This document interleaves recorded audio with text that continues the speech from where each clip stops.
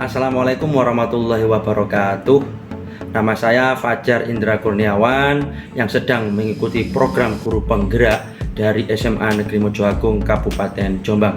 Video ini sekaligus dibuat dalam rangka program guru penggerak setelah saya menjalani pembelajaran dari modul 1.1 hingga 1.4 sekaligus untuk merespon pertanyaan koneksi antar materi.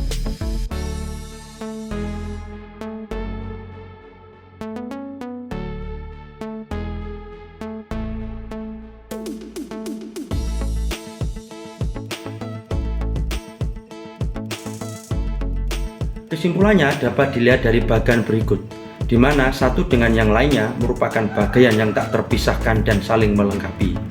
Pertama, budaya positif penting dikembangkan di sekolah. Mutu sekolah dapat dilihat dari budaya positif yang hidup dan dikembangkan warga sekolah untuk membantu pencapaian visi sekolah impian. Demi mencapai sekolah impian tersebut, sekolah yang menerapkan budaya positif, maka nilai peran guru penggerak serta visinya sangatlah penting. Nilai-nilai dan peran guru penggerak harus diterapkan di sekolah demi terwujudnya visi sekolah, serta penerapan budaya positif di sekolah sehingga nantinya mewujudkan profil pelajar Pancasila. Guru penggerak yang salah satu tugasnya sebagai agen perubahan adalah mengimplementasikan disiplin positif, motivasi perilaku manusia, posisi kontrol restitusi, keyakinan sekolah, segitiga restitusi, sehingga menuntun secara relevan kontekstual untuk mewujudkan murid yang merdeka sesuai kodratnya sendiri yang selaras dengan filosofi Ki Hajar Dewantara. Menuju visi sekolah memang bukanlah persoalan yang mudah. Kolaborasi dari seluruh pemangku kepentingan sangatlah dibutuhkan untuk mencapai visi bersama ini. Setiap komponen wajib memahami perannya dan bertanggung jawab dengan tugasnya. Untuk itu diperlukan metode Bagja sebagai langkah-langkah pendekatan inquiry apresiatif di sekolah. Kita sama-sama telah memahami pelajar Indonesia merupakan pelajar sepanjang hayat yang memiliki kompetensi global dan berperilaku sesuai nilai-nilai Pancasila. Pelajar yang memiliki profil yang demikian itu adalah pelajar yang terbangun utuh ke-6 dimensinya. Jika semua ini telah menjadi pembiasaan bagi seluruh warga sekolah, niscaya visi sekolah tercapai dan semua warga sekolah nyaman dan dipenuhi cinta kasih di sekolah.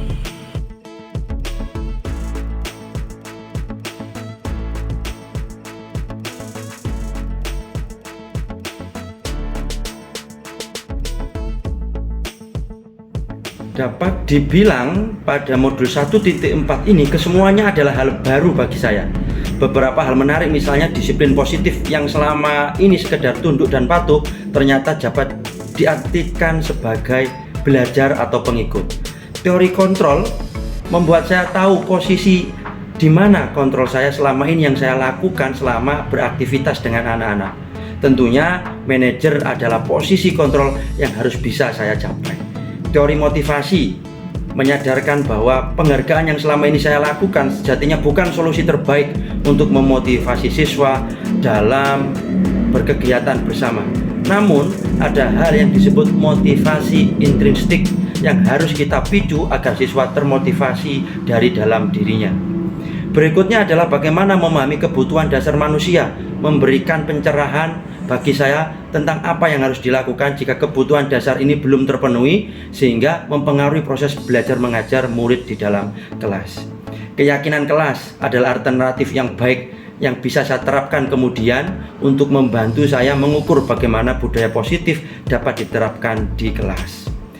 Terakhir adalah segitiga restitusi, merupakan pendekatan yang luar biasa bagi saya, terutama untuk menyelesaikan permasalahan-permasalahan yang secara nyata terjadi di dalam sekolah ataupun kelas.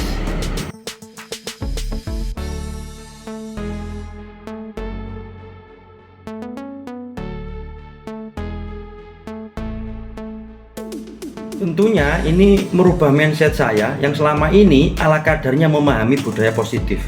Walaupun saya merasa ini memang lebih ke arah psikologis, namun saya meyakini ini adalah cara-cara yang paling efektif untuk sekarang menerapkan budaya positif di sekolah atau di kelas.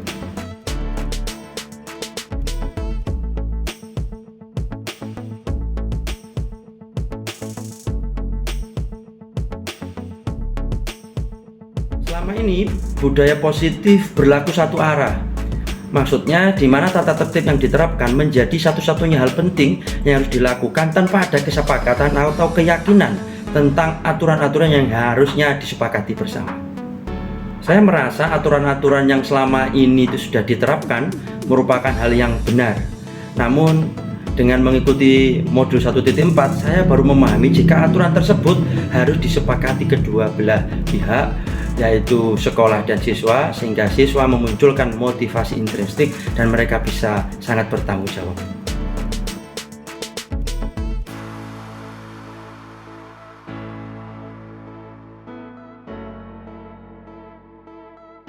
Kembali lagi bahwa kesepakatan harus disepakati bersama. Aturan itu harus diketahui oleh keduanya, yaitu sekolah dan siswa, agar budaya positif dapat diterapkan dengan maksimal. Karena motivasi intrinsik ketika itu hadir pada setiap siswa, itu akan menjadi pemicu yang luar biasa.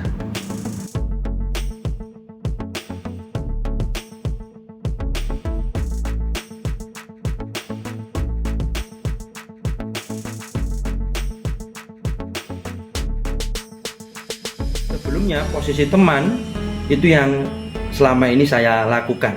Tentunya menjadi cita-cita saya untuk di posisi control manager.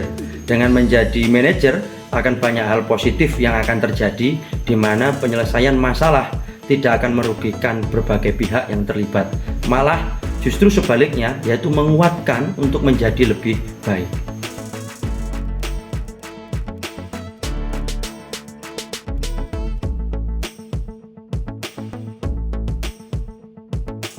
Sejujurnya belum pernah memang, karena keilmuan ini termasuk baru bagi saya pribadi. Namun ini akan saya coba untuk memahami lebih dan lebih lagi, karena saya sangat antusias sekali pada penerapannya. Sehingga ketika kita menghadapi masalah, kita akan tahu seberapa efektif hal ini.